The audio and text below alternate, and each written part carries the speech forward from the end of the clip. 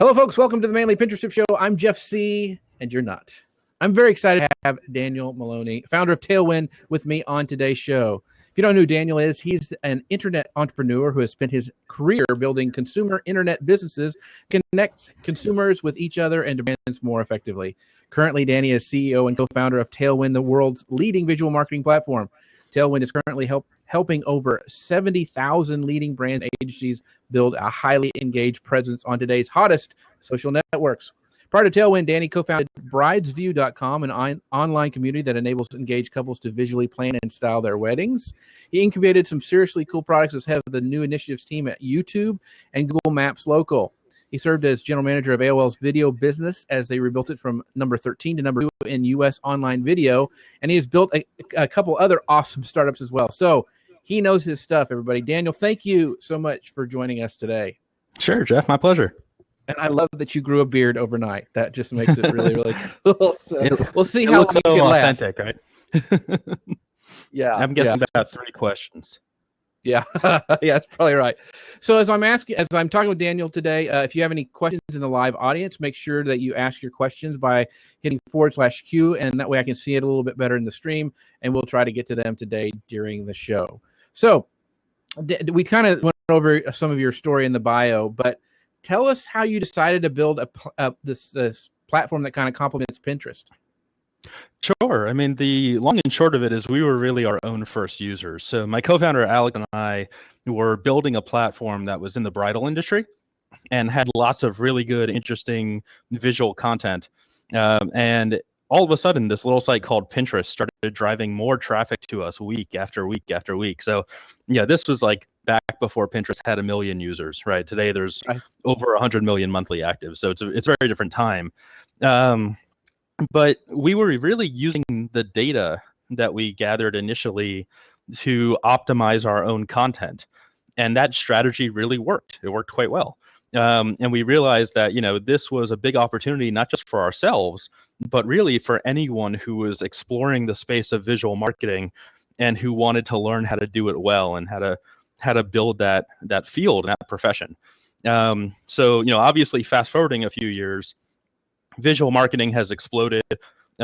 Marketing and digital and social in general have continued exploding. So I looked on LinkedIn earlier, and there's like over 34 million people now who consider themselves marketers, right? Wow. And it looks like about 2/3 of those have less than 2 or 3 years of experience in the marketing field, right? So there are a ton of new marketers of all different types. And our mission is to make world-class marketing easy for everyone. So we want to help all of them learn to be great marketers and to build their businesses so that they can achieve their own goals. Very, very cool. So how long is the beard? Okay. I'll let you that is a little rough to. Now you know how I have to live. I have much respect for you. Yeah, try eating some soup. So how long has Tailwind been around? Actually, how long has the company been around? We actually just celebrated our 4th birthday not too long ago. Very cool. So yeah, it's flown by. Frankly, we were really early to the market. So looking back at it, it feels like the first year to year and a half, we were really kind of waiting for the market to develop and get started. And in that time, the type of customer, the type of member changed very rapidly. But today, I would say, we're really at the point where we're reaching broad adoption, right? Like starting to enter the early majority phase, if you will, on the S curve, right? So, it's been really exciting to watch. Very, very cool. So you mentioned in a recent blog post that was on Tailwind, and I think Melissa may drop that in feel free to drop those in the comments, but you mentioned how many companies and bloggers overlook Pinterest when they're optimizing their content. And so what did you mean by when they're missing out by not optimizing their content? Yeah, I mean, there's really multiple ways that happens. So one, I will drop a link in because Melissa created these really awesome content calendars that help you think about what to be pinning and what to be sharing at different times of the year. Cool. But it starts as early as planning your content, right? Like, are you actually building the right type of content that's going to succeed on Pinterest and visual platforms? From there, are you actually creating pinnable images, and are you creating high quality images to go with your content? I mean, you'd be amazed how many sites still don't create pinnable images with their posts, even if the post could be a great fit for the Pinterest audience. So, an easy hack there that a number of us do, including, at Tailwind, is if include the pinnable image at the bottom of the article. So at least when someone activates their extension, they're going to see the pinnable image there to share. Right. Another big kind of fatal flaw is not using rich pins. So not providing certain metadata or information within your content that's going to make it easier to surface on Pinterest. And even on the distribution side, right? Like, a lot of people have been distributing their content the same way for years, and they haven't thought about building new distribution channels and new relationships that fit the newer platforms and fit Pinterest in particular. So, it's really throughout the entire content lifecycle that there are optimizations to be made. Gotcha. That's one thing I know that I know Lisa's in the audience, and we've talked about this before, is it's so frustrating. Even some of the big, since I'm in the social media kind of space, even the big social media places, they don't have a pinnable image, and they may even have an article on Pinterest, and there's no pinnable image in it, and it drives me nuts. And so, yeah, that's an easy fix. And like you said, and we do the same thing at Social Media Examiner. We put the pinnable image at the bottom of the article. So like you said, when people click on that, they can share it. So those are very, very good points. You also mentioned in that article how important credibility is on Pinterest. So how in the world does Pinterest rank your credibility? Sure. I mean, there are actually multiple types of credibility or trust scores to be aware of. But, at a high level, in the article, so I guess I should share that link too for reference. Did. Okay, great. Awesome. So we kind of broke it down into four main components there, right? So one is the quality of the pin itself. And so the core question that Pinterest is really, thinking there is this a great piece of content that we should be showing people, right? Like that's the easy way to think about it. When it comes to a broader look, then you might also look at the domain or the website that the content's coming from. So is this a domain that we trust to consistently put out high quality content that pinners react positively to? A third signal is the quality of the pinner themselves, right? So if you think about backlinks and authority versus non-authority driving backlinks in the search world, it meant a lot more in search to get a link from the Wall Street Journal than it did to get a link from your friend's website, right? In most cases, depending on who your friend is. Right. But there's a similar type of concept there where pinners can establish themselves as high quality pinners who both create and curate great quality content over time. And if they do that, then they actually are going to lend more credibility to a piece of content in a domain than someone else would. So it's a similar type of concept implemented differently. And the fourth component is topical relevance. So not just is this a good piece of content, is it a relevant piece of content, but in what context is it relevant? Do we show it to someone who is looking for chocolate chip cookie recipes and interested in that, or do we show it to someone who's looking to figure out when to plant their spring garden, right? Like two completely different contexts, and different content is going to resonate with that user at different times. So there's multiple elements to it, but really, as you're creating your strategy, you want to be thinking about all of those and thinking about this not just on a pin by pin basis, but a long-term game, right? How do I increase my trust scores? How do I increase my credibility over time?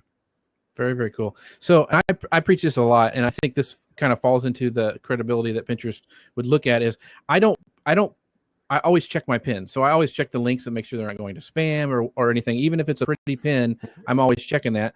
And also, I usually don't share anything that's over a year old because, I always say that 2002 flip phone statistics aren't really going to help my audience. It doesn't really matter that stuff anymore. And so it's not valuable. Even if it's a pretty image, if it's not relevant data, then why am I sharing it to my audience? Does that kind of what you're talking about when you're talking about credibility a little bit? Yeah. Okay. I think it is. I think the exact time frame that's relevant will vary vastly depending on the type of content. Right. So some content really is evergreen, and some content is very short-lived, right? So like you said, 2012 stats, usually are not going to be all that relevant Right. unless you're creating a historical view of an industry or something, right? Right. But that's not a common use case, I would say, on Pinterest, right? Gotcha. But yeah, I think that makes sense. Yeah. Okay. The other thing is, and we kind of jumped ahead maybe a little bit, but why this is important is because of this thing called if you haven't been on Pinterest and you're jumping into the conversation, you're going to be, what is he talking about? I thought we saw our pins chronological. Why are we worried? There's this thing called the Pinterest Smart Feed. Can you give us kind of a broad overview of what this Smart Feed that all us pinners talk about all the time? Yeah, and the way I like to explain it, especially for people who are newer to Pinterest or maybe not familiar with it at all, is, imagine that you sat down with your local newspaper, and as you started reading page one, the other articles on the page started reordering themselves to become more relevant to you, right? So articles from page 6 or section B might jump onto the front page as this magic newspaper learned what you're interested in, right? So that's the analogy. The smart feed is kind of trying to do that same thing, right? So it's trying to learn over time based on a number of different signals what you personally as a pinner are interested in and what topic is or what content is going to be most relevant to you at any point in time. The other important concept I think to realize there is that because different signals are used, different types of content are also combined to create the smart feed, right? So a lot of people think for any type of social platform, followers. All I need to do is grow my followers and I'll become wealthy and successful and brilliant. That's really not the case on Pinterest because sure, some of the content that a pinner sees is going to be driven by who they follow or which interests they follow, for example. It's not just people. It could be boards. But there's other types of content, such as content that's related to other content you've pinned, or content that's been suggested by Pinterest because they believe this is something that would interest you. And of course, promoted pins as well fit into the smart feed also. So when someone lands on their homepage, you have to realize they're seeing a broader scope of content than just based on who they're following. And that's really a huge innovation, not only for Pinterest, but sort of for the web in general. Gotcha. So as marketers, what tactics can we use to work with the smart feed instead of, everybody hates anything new. And so how can we use it to, work with it and not against it? Yeah, so I think in the long run, Pinterest is going to reward high quality marketers through the smart feed. And so what do I mean by high quality marketers? First and foremost, they're trying to add value for a specific audience. They focus on creating and curating high quality content, right? Like that in itself, it's going to drive your trust scores, which in turn is going to help your content show more often. So you're going to gain more authority within the audience. And at the same time, you want to stay away from negative practices, right? Don't spam. Don't excessively pin. Don't excessively repeat content, which is something that certain audiences are really doing now and hurting themselves. Don't automate your pinning, right? Like that's not in the spirit of the community. It is easily detectable, right? You've got to think about long-term organic strategies that create real engagement, because there's really no shortcut around that, right? I mean, it's too smart of a system to cheat, right? And I think in particular, I do want to touch on sort of the reuse of content because it's a question we get asked pretty often. I believe that I'm beginning to see strong evidence that reusing content excessively diminishes performance over time. It's not necessarily going to be evident immediately because most performance on Pinterest happens over time, right? Pins can go viral over weeks or months. So you need a pretty long history of data to be able to tell what's working and what's not. But there are people out there who kind of promote putting everything on autopilot and just dumping content in and letting it run. It's not a successful long-term strategy, right? I mean, it's sort of like, think back to the days of the Facebook bots that let you get free followers or buy followers, right? It sounded great when the algorithm wasn't there, and then the algorithm kicked in, and all of a sudden having a bunch of inactive followers deeply penalized you and made it so that none of your posts would show in the news feed. So a lot of accounts never recovered from that. And I think it's something to be aware of, right? Like, you always want to align yourself with good long-term strategies. Gotcha. Well, here's a question that brings up when you were talking. I was thinking, so I use Tailwind's analytics. So if I see an older pin that's doing really well. It's got a lot of repins. I'm seeing it's got a ton of repins. Should I go ahead and repin that, or that is that bad practice for, because of this thing you're thinking about? I think in moderation it's fine, right? Okay. But I think it's more a policy of when taken to excess, right? So if you think about Pinterest trying to surface the best, most relevant content that someone is going to engage with, I mean, maybe a good parallel to think of is TV shows, right? I mean, is the episode of Seinfeld, as great as that show was, as entertaining the 11th time you see it as the first time? Right. Right. It's probably not. And I love Seinfeld, and I'll still say that. Right. So I think there's a similar dynamic there that audiences can burn out on content, and you got to be careful not to overstep that line. Gotcha. That's a good point. Good point. Now, and you touched on it a little bit here, but I want to kind of circle back a little bit. In another recent article about the smart feed, you mentioned pinner quality, and that affects ranking. So is Pinterest looking at me and seeing, okay, Jeff's pinning good stuff, or he's pinning stuff that nobody's looking at, or he's only got one repin on one of his blog articles, and so I'm not going to show it to anybody. So how does that pinner quality really work? Yeah, so I think you're getting at a lot of the right signals that are likely impacting that, right? Okay. So in general, when Jeff pins, do people respond? And again, who responds, right? So it's not all people who are going to be interested in a specific type of content, but are you the best source of content possible for a given audience, right? I mean, that becomes a very, very powerful position to be in. So I would think of it along those lines. And again, think of the signals that could be obvious signs of bad behavior, right? So things like spam, things like repeating content excessively, things like excessively deleting pins, right? Like, if I were building algorithms for this, these are signals I would personally look at to say, okay, something not right might be going on with this account, right? Maybe we should trust it a little bit less than something else, right? But again, those actions I think are fine in moderation and when they're done authentically. But it's when taken to excess that they can really hurt your quality scores. Kind of throw a flag up. Okay, that's good.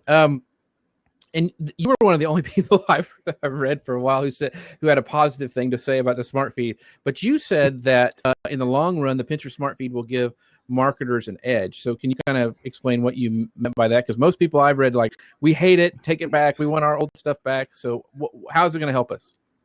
Right. Well, and I think I totally understand that response, right? Because I've been on Pinterest from very early days also, and I have my personal use cases, and I have, and then there's professional use cases and business use cases. Excuse me. Thinking from a marketer's perspective, right? Like, ultimately, you want to reach as large of a high quality audience for your content as possible. And so, is the smart feed going to be perfect? And is it going to show you exactly the right pin every time? Probably not. But it's going to keep improving over time, and the quality will keep improving over time. And so if that's happening for you, think about those 100 million plus monthly active users, right? So now you can imagine the 100 million users are all over time seeing increasingly relevant content that they're likely to engage with, that they're likely to take actions on downstream, whether that's subscribing to an email newsletter or buying a product, directly online. Right. So the average value of a referral from Pinterest only increases over time, and the actual, engagement rate should increase over time as well. So there's more net value being created for marketers. The pie is growing, and the good marketers who create great content, who participate authentically, who build smart strategies, they're the ones who are going to share to a greater extent in that growth of the pie, right? So that's what I mean by, I think the smart feed is going to be a very good thing for quality marketers over time. Gotcha. And we keep saying this, making great content. What do we mean by great content? It's not just a picture. There's a little bit more that goes into that, right? Yeah, there definitely is. And so content on Pinterest in particular can be a little bit complicated. And I don't want to scare anyone away by saying that, but there are multiple facets you need to think about.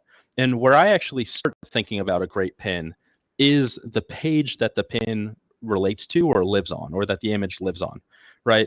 That page needs to be useful and relevant and high quality in and of itself or else whatever traffic it drives is going to be useless, right? So Right. first and foremost, think about that page.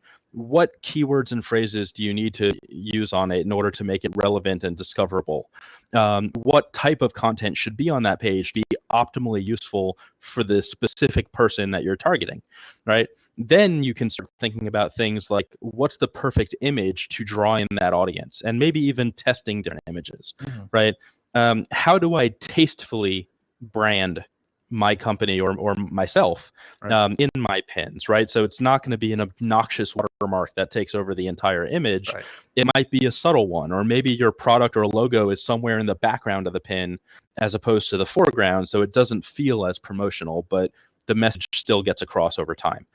And then, of course, you have to think about the actual description of the pin, right? So are you using the right terms in order to let Pinterest know what this pin is about?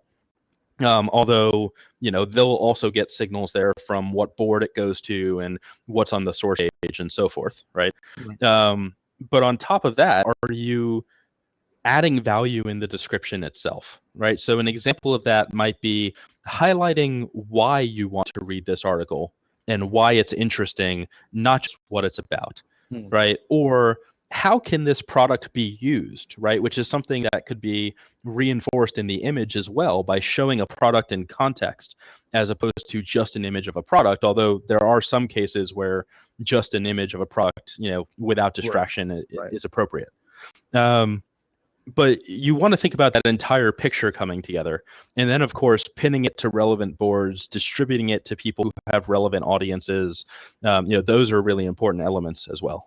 Cool. You mentioned some of those examples of somebody who has, I think, a really tasteful watermark is like Peg Fitzpatrick. She's got a little circle with a little peg in there, and she's actually makes pins for some of those places that don't have good pinnable images. She'll slap up one real quick and put a little watermark on there, and it works great. And Elisa Meredith is she does a really good job of testing for her clients what images work best, and then really going all gung-ho with promoted pins or whatever to drive traffic using that pin. So yeah, those were great ideas. One of the things that I know there's been a lot of talk about and a lot of people complaining about is group boards. They're not performing like they used to. So what kind of have you found with this whole group board thing? Yeah, so the first thing I'll say is, we have seen declining group board performance relative to non-group boards over time. And it's a long-term trend. It's not a sudden trend. It's been happening for quite a while. I think the interesting question is why. And I'm not convinced that this is a big conspiracy theory. I don't think Pinterest is saying we want to kill group boards or we're going to discount group boards necessarily. But when we look at the characteristics of group boards, we see negative trends compared to what people do on boards that they own, right? In their own real estate, so to speak. So, one type of practice that we hear often is, oh yeah, I use group boards to dump my content on, or I use group boards to share content from other people because I don't want to mess up my own boards, right? Or like, there are all different variations of that. But there's a sentiment that it's more acceptable from many users. I mean, this isn't everyone, of course, but it's more acceptable, so to speak, to share low quality content on group boards. So I think that's probably one thing that's negatively hurting those boards when it comes to the algorithm. So if you do manage group boards, you probably want to be very careful about the quality of content and managing that community, so to speak. The second thing is people repeat content much more often on group boards, which I believe is probably becoming or already a negative signal about the quality of a board. And so, when there's a lot of redundant content on a board, it starts to look suspicious. So I think that's another thing, and especially because, a lot of people who do automate pinning often automate pinning onto group boards. I think that phenomenon has probably been exacerbated in the last year or two. A third thing is a lot of the big group boards that gained their followers years ago, that follower audience might not be completely fresh, right? Like some of those people might not use Pinterest anymore, or they've stopped using it for a period and they'll come back later, or their interests have changed and they're not into that topic of that group board anymore, right? So like all of those things could be algorithmically hurting group boards. The last one probably worth mentioning is people tend not to promote pins that are on group boards. So if you think about, boards gaining in traction and gaining trust and so forth over time, or even individual pins on boards, promoted pins is a great way to drive a lot of engagement and a lot of traffic on specific content. But it almost automatically puts group boards at a disadvantage because people want to promote stuff on their own real estate. Right. If they're putting down hard-earned cash to do it, right? Right. So do you think that if you have a group board on your Pinterest account, and will that impact your pinner quality if they're driving that kind of stuff down? Would that affect your quality at all? Do you know? I honestly don't know. I don't know for certain, and I don't want to speculate. Sure. I don't know how that would be viewed, and it's possible that it would be viewed differently if you own the board versus if you're just a collaborator on the board. Gotcha. But yeah, I honestly don't know for sure. Yeah, I was just wondering because I know a lot of people. I've seen some accounts that have more group boards than they do actually, their own boards, and I was like, I wonder how that's going to work. So, okay, that's very good. And I think that's actually brings up a broader point, which is, a lot of the pinners who are really kind of, flummoxed over the decline over boards built strategies that were very highly dependent on group boards or entirely dependent on group boards, right? And so they didn't actually take the opportunity to build their own real estate and build the value of that real estate over time. And so, when you do that, that's a risk, right? Because you can't control what happens with that group board. You can't control who else is pinning to it or what they're pinning. And so, I think what this is all calling to light is that you can't rely on group boards as the core of your strategy. If your strategy doesn't work without them, change your strategy, right? Is sort of how I would think about it. Gotcha. That's a very good point. So maybe not a strategy built on group boards, but do you think it's still okay to participate and be a part of group boards just for like engagement and like sharing among peers kind of a thing? Absolutely. I mean, I don't think people need to stop participating in them. I think they can be incredibly helpful, especially if you're newer to Pinterest and you're just starting out and you're looking for inspiration. I think it can be very helpful on a personal level for, truly collaborative use cases, which is what they were designed for. Right. But again, be authentic, be real, right? Like don't just push stuff at people. Right. Think about adding value first and foremost. That's great. That's great advice. Okay, so Tailwind has this, and if most people here in my audience, I know this, but they have a great scheduling tool, and I use it every day for myself and my clients. So, and you mentioned before, and we were talking that scheduling too much may affect your quality, or pushing out too much content might affect your quality. So, does scheduling pins, and I know you get this question all the time, does scheduling pins help or hurt your listings in the Smart Feed? Just the fact that a pin is scheduled, if it's scheduled through an official marketing developer partner, it's not going to hurt or help in either way, right? So simply the fact that it's scheduled is not going to make the difference. What does make the difference is sort of your strategy and how you go about scheduling and how you go about posting. So I'm sharing a link over in the side. It's the list of the marketing developer partners. I mean, Tailwind is one of them, but there are many others as well. You don't have to use us, of course we'd love it if you do, but I would stick with a marketing developer partner personally, not only because that's self-promotional, but because there's a reason why these organizations are partners, right? Their business practices have been reviewed, their product has been reviewed for quality. They've proven that they can handle customer inquiries well and provide good service, right? So those things are really important. That said, getting back to sort of the scheduling question, I think where a lot of people, or sort of where those rumors come from, is that people sometimes abuse the ability to schedule, right?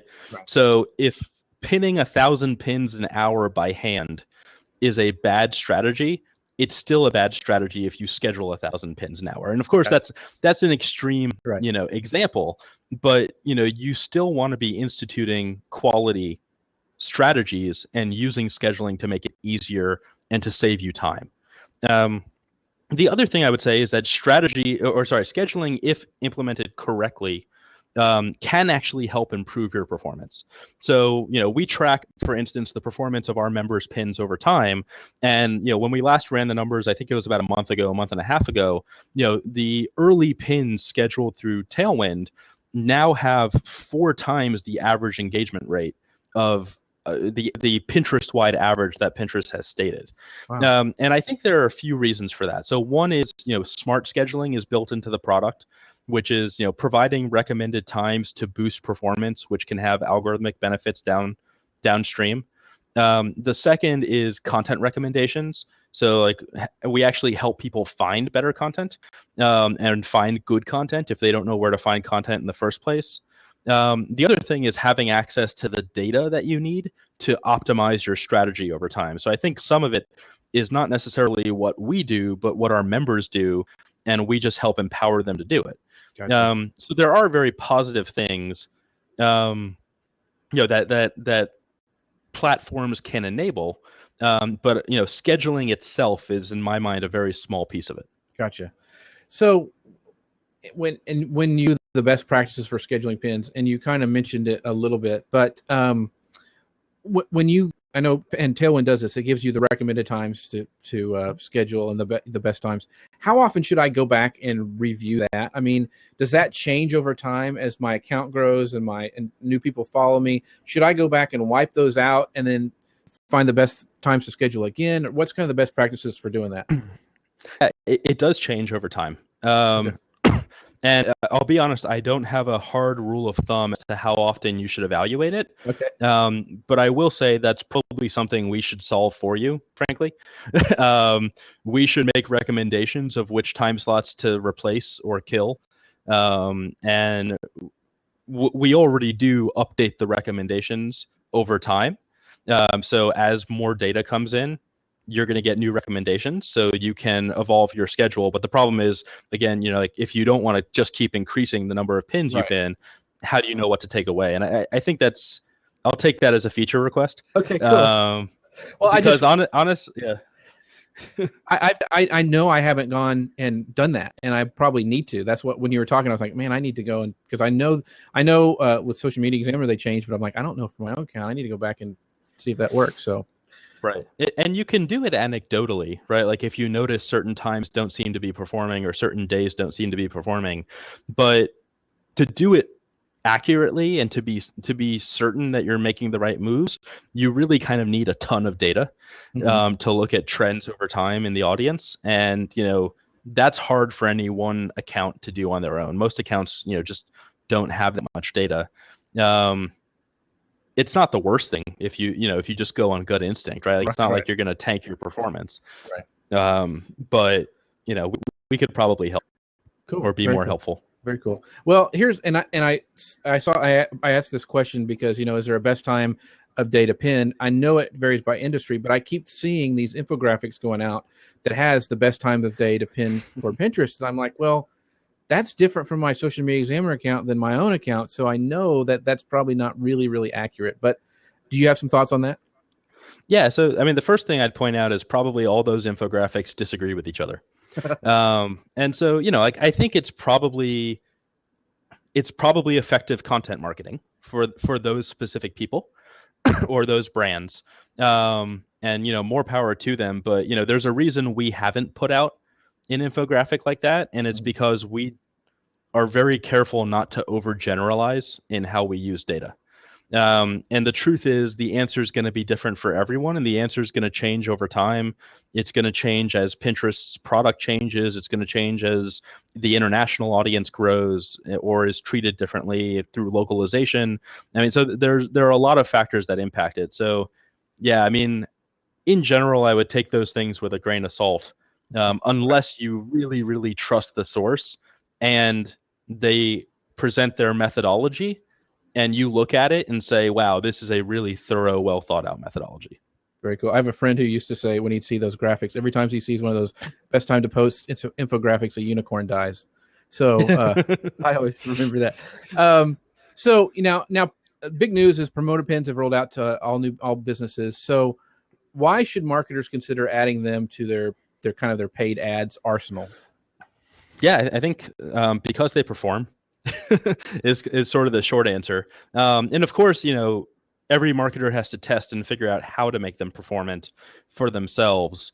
But if Pinterest is promoted pins and organic pins are almost identical, right? Like it's the same in many, many regards. As long as Pinterest is doing a good job of showing you relevant promoted pins, not just promoted pins, which I think they actually are doing a pretty good job of, and they'll keep getting better over time. So if the organic traffic is good, why wouldn't you want more? Right. As long as the price you pay for it is affordable, Mhm. right? So the other important caveat there is you need to know how you're going to monetize the traffic that you're now paying for, right? Because that's real budget. And, there are all different strategies around how to do that. If you sell products, it's a little bit easier to justify and to track. If you are a content marketer, primarily as your business, it can be harder. Right. And, I can speak from experience, even in very, very large media companies where they often have audience development groups that think about how to optimally spend their ad budget in order to grow audience as well as organic growth. It's a really difficult problem, right? So make sure you understand why you're doing it. You have a strategy, that you're promoting the right content that's going to achieve that strategy, or creating that content if you're not creating it yet. But I mean, yeah, we've seen firsthand promoted pins can be really powerful. Very cool. Are there any best practices that you would like share with somebody for promoted pins, what to do? Yeah, so one thing I would call out, so referencing the calendar link that was above, seasonality can be a really powerful reason to use promoted pins, right? So if you've been around Pinterest for a while, you know that typically for a lot of holidays, you have to pin anywhere from like 1 to 3 months in advance of the holiday for your content to actually surface to users at the right time when they're consuming most of the content. And that calendar will call out, what to pin organically. It also shows you what to promote at different times of year. Because, if it's Black Friday and your brand has really dragged in terms of getting content out there that's going to support your Black Friday strategy, promoted pins are a nice way to get in front of a larger audience a lot faster and not miss the holiday, right? So, that's one strategy. The second is I would test. I would test engagement versus traffic campaigns. I would test keywords. I would test bid prices, maybe geography depending on, or language depending on your specific business situation. There's a lot of optimization that can happen through testing. Most likely your first campaigns are going to be highly suboptimal, but if you keep testing and you keep defining exactly what your goal is and which content accomplishes it, you're going to improve performance massively with some effort. The last thing I'd point out there is so we've noticed this even in our own campaigns. If a pin starts performing really well as a promoted pin, you don't necessarily want to turn it off, but it can drown out other pins in the same campaign.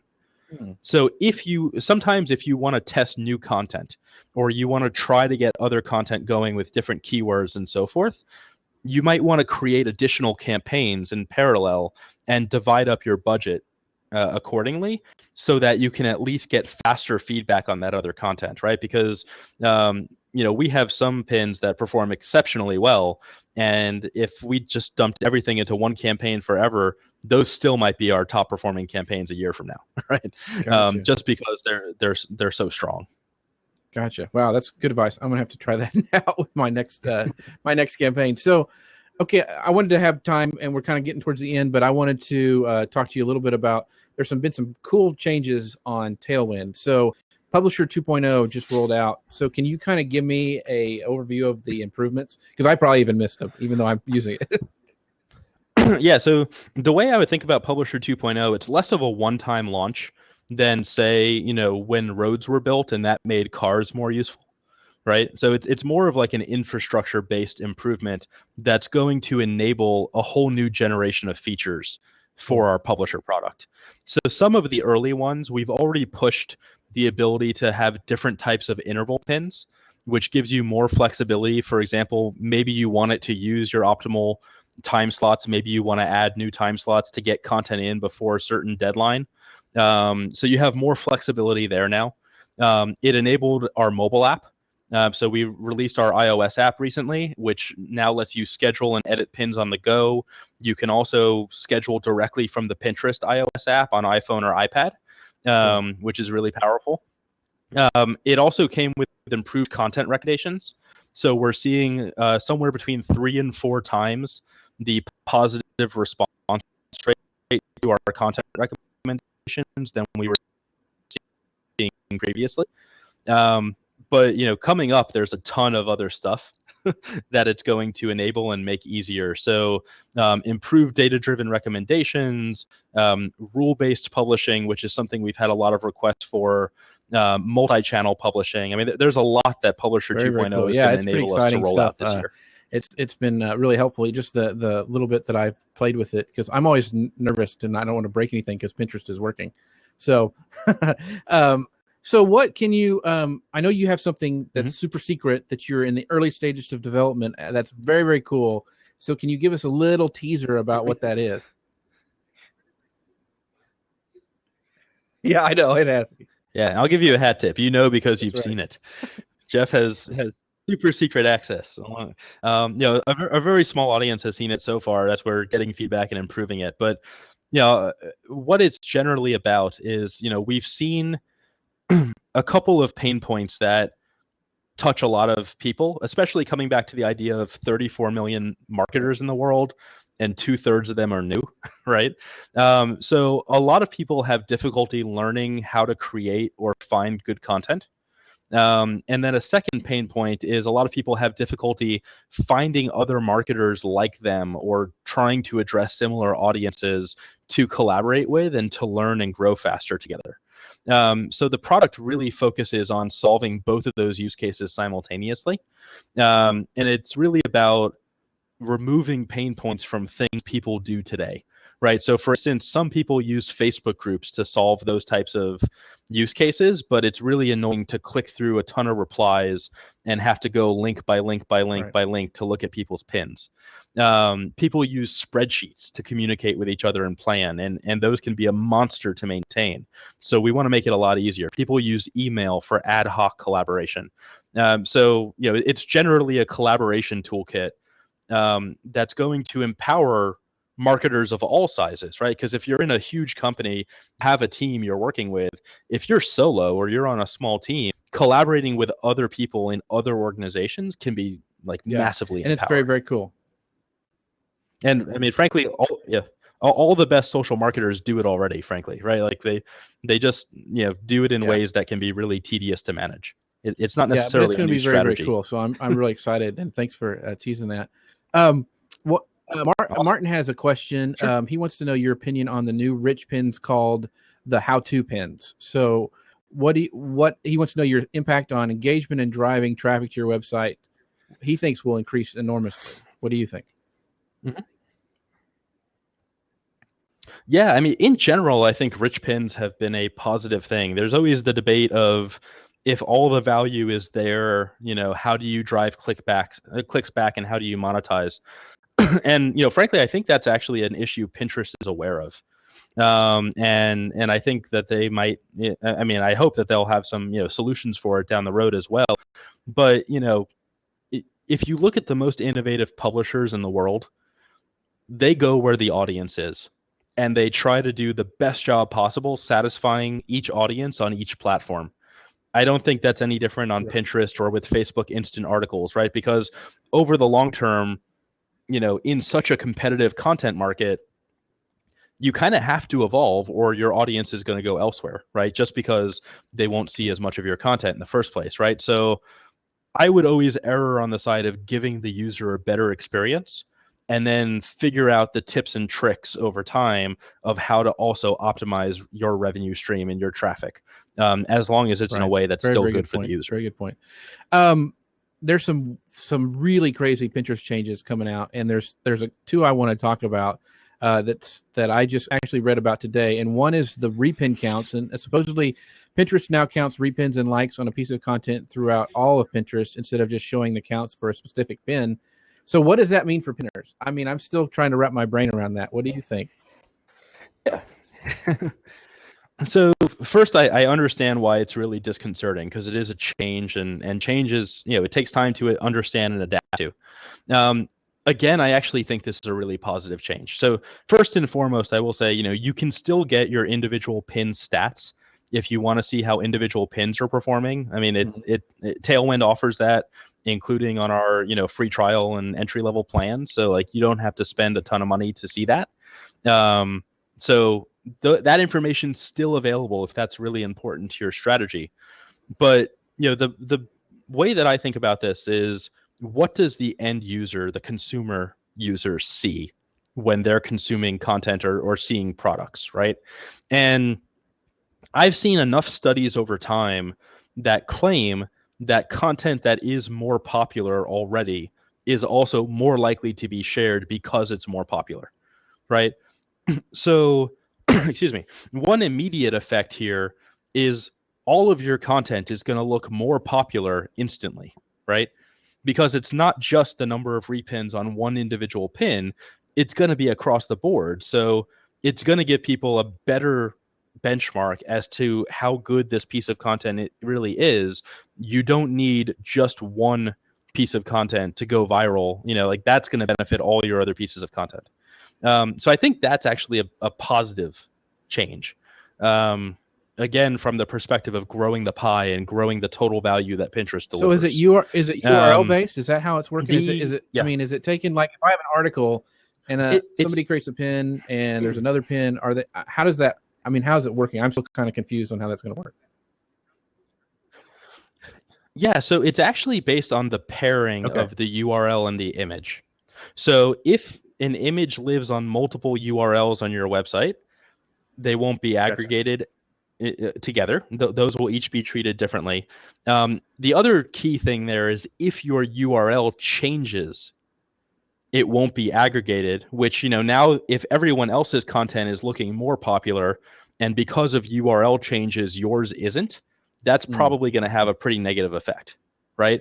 So I would be wary. I mean, I know that there are some services out there that offer posting and publishing and scheduling and things like that actually change the URL on your pin for their own purposes. Yeah, that'd be bad. Don't do it, right? Like, that's going to break. Yeah, that could potentially break this association, right? So that's one thing to look out for. The second thing that I'm curious about, and honestly haven't tested yet, is how appending things like UTM codes and referral links and things like that will impact the situation. I mean, in general, referral links and affiliate links haven't been the greatest use case for Pinterest, and it's not really encouraged. But UTM codes is an interesting one. I would imagine Pinterest will find a way to ignore UTM codes, because it's such a universal tool. Crazy at social media. I mean, everything has a UTM code. So yeah. But I honestly haven't confirmed that yet, and it could probably be done with some simple testing on your own account. But now, is that rolling out slowly, or is it already rolled out? Okay, it's rolled out for me. I don't. I've got it on my account. I honestly don't know if it's fully rolled out or rolled out. How can you tell? Is there a way? Is there a way that you'll go? Oh, for sure, that's. Yeah, if you click through to a pin, it actually looks quite different than it did before. So it shows you the total number of pinners who have engaged with that pin. So it looks different visually, and if you click on that, you'll actually then see a modal that shows you in reverse chronological order who's engaged with the pin. So Jeff just repinned this pin to a board. Melissa just liked this pin. Martin just liked this pin. So like, you can actually see the feed. So if you're seeing that on your account, you've already got it. Okay. It's definitely desktop. I'm trying to think if I've personally seen it on mobile, and I don't know if I have, but I'm sure someone who's listening knows. The other thing is this, and I was talking with Elisa a little bit earlier today, and the universal pin descriptions. And this is what the pins are supposed to now have descriptions that are created automatically from a variety of sources, rather being limited to a personal note from the original pinner. I'm I don't know. I haven't had enough coffee yet, but I still can't get my mind around what that exactly means. Do you have a handle on that? Yeah, so my interpretation of that is it gives Pinterest a lot of control to be able to improve the user experience. So, I mean, all of us have seen pins that have garbage descriptions of some type, right? Like it's an X or it's blank or, it has a smiley face or whatever. I mean, maybe smiley face is useful. I don't know. In some cases. But it gives Pinterest the power to be able to say, when this pin would have shown in someone's smart feed, instead of showing a low quality description or no description, we kind of reserve the right to show a high quality description. I think that's the primary use case and the primary benefit of it. Pinterest has a brilliant data science team, and they're super sharp.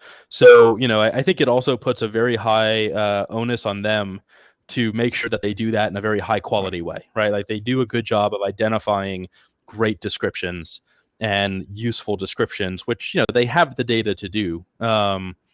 So it's definitely an interesting product development, and I don't think it's something any other platform I know of has done. So I think it could be kind of it could be interesting to even see if other platforms somehow mimic that capability. Yeah. Well, it's a good. Renee says, Jeff C. Daniel Maloney, you guys have just blown my mind. I'll catch the rest on replay. So our work is done. We've blown somebody's mind. But Danny, I'm so thankful that you were here today to explain some of this stuff for us. Where can we find out about you and Tailwind and all your services that you guys provide? Sure. So we're at tailwindapp.com. We're on Instagram, Pinterest, Twitter, Facebook. Find us wherever. Melissa's adding the handles there. We're in all the usual places. Shoot us an email at help@tailwindapp.com anytime. I'm Danny at tailwindapp.com. We try to be super accessible. So just let us know if we can help. Yeah, I'm a big supporter and fan of Tailwind, and their customer service is awesome as always. So, but thanks, Danny, for being here. And as for always, I'd love for you guys to go to manlypinteresttips.com, click on the sidebar, subscribe to our email community, where you'll never miss a great guest like we had with Danny today. Thanks for watching, everybody. See you next time.